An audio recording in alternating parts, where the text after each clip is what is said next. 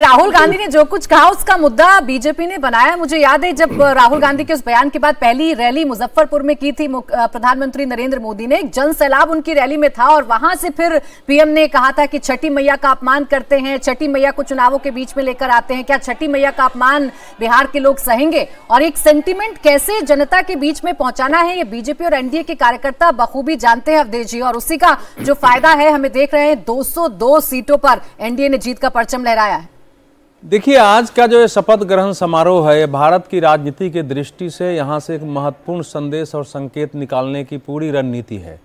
लोकसभा चुनाव के बाद अब 5 विधानसभा चुनाव संपन्न हो चुके हैं, जिसमें एक झारखंड को छोड़ दीजिए तो सब भारतीय जनता पार्टी जीती है। और इसके बावजूद जैसे महाराष्ट्र में माना जा रहा था लोकसभा चुनाव की पुनरावृत्ति होगी, हरियाणा में तो एक पराजय की स्थिति बीजेपी की थी, दिल्ली में माना जा रहा था कि अरविंद केजरीवाल को बीजेपी के पास तो कोई चेहरा नहीं है, कैसे पराजित करेंगे, और बिहार में आप खुद थे, टेलीविजन चैनलों पर क्या चल रहा था।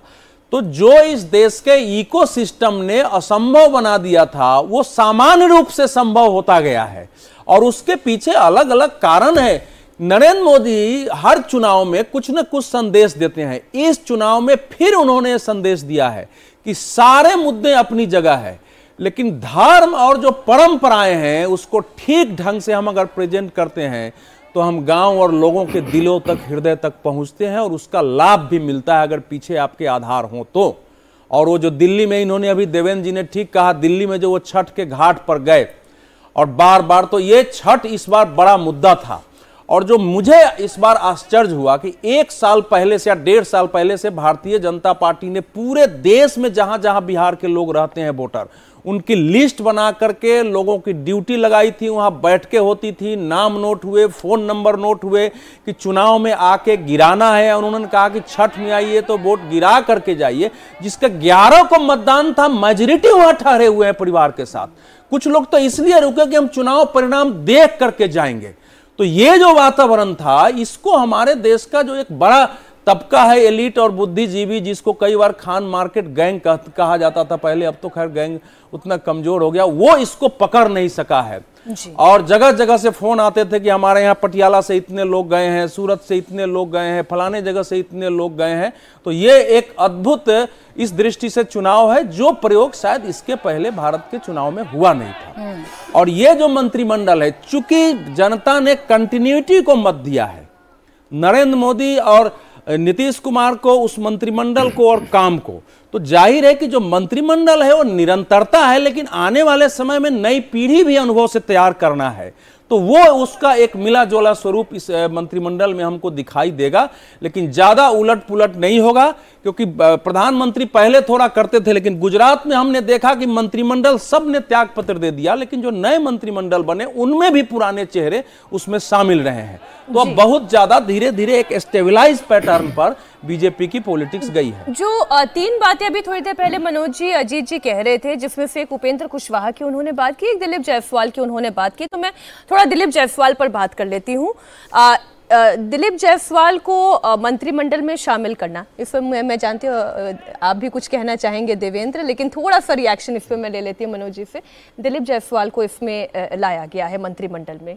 देखिए, जहाँ तक वैश्य समाज से लेकर सारे समाज के, अभी बिहार की पॉलिटिक्स जिस तरीके से जीत कर बीजेपी आई है, उसका 2 आधार एक बना, एक युवा और एक दूसरी महिलाएं, और इस दोनों को साध कर किस तरीके से बिहार की राजनीति को आगे बढ़ाना है, जो आगे जाकर मैसेज है। चूंकि बहुत जल्द बंगाल में हमारा चुनाव है, तमिलनाडु में है, असम में है, ये सब सारे राज्यों में है, तो यहाँ से एक मैसेज भी देने की बीजेपी कोशिश करेगी। और अपने मंत्रिमंडल में कुछ नए चेहरे को लाकर यूथ का, जैसे अभी आरा से टाइगर की बात हुई है, श्रेयासी की बात हुई है, तो यूथ को भी लाना है और उसको आगे बढ़ाना है और एक चेहरा बनाना। क्योंकि बीजेपी के लिए बिहार में सबसे बड़ी जो मुश्किल खड़ी हुई थी कि सुशील मोदी भी एक बहुत बड़े चेहरे नहीं थे, मास लीडर नहीं थे, लेकिन उसके बाद भी कोई इस तरीके से नेता नहीं बना कि जिसको लेकर बीजेपी कहे कि नीतीश के सामने हम इसको खड़ा कर पाएंगे।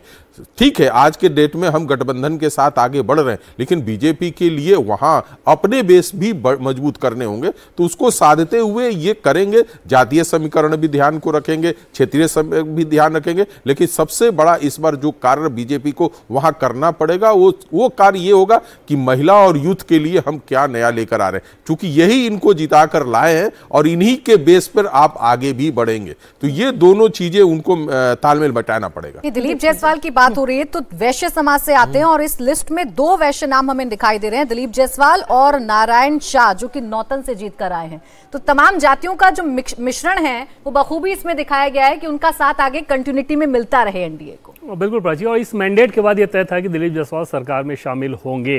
प्रदेश अध्यक्ष जब वो बन गए थे इनफैक्ट, तो बनने के बाद काफ़ी लंबा वक्त लगा उन्हें अपना मंत्री पद भी छोड़ने में, और पार्टी के भीतर उन्होंने ये समझाने की कोशिश की थी कि क्योंकि चुनाव में बहुत कम समय रह गया है तो सरकार में बहुत ज़्यादा जिम्मेदारी है नहीं, मतलब दोनों चीज़ें साथ चल सकती हैं। तो इस तरह की जब इच्छा थी और इस तरह का मैंडेट जब आ गया तो उसके बाद तय था। और बीजेपी के जो संगठन महामंत्री हैं BL संतोष, उनके साथ उनका इक्वेशन बहुत ही अच्छा है। और BL संतोष के हिसाब से अगर आप देखें तो शायद अगर बिहार सरकार में कोई एक नाम वो देखना चाहते सबसे पहले तो उनमें से एक दिलीप जायसवाल का नाम हो सकता था।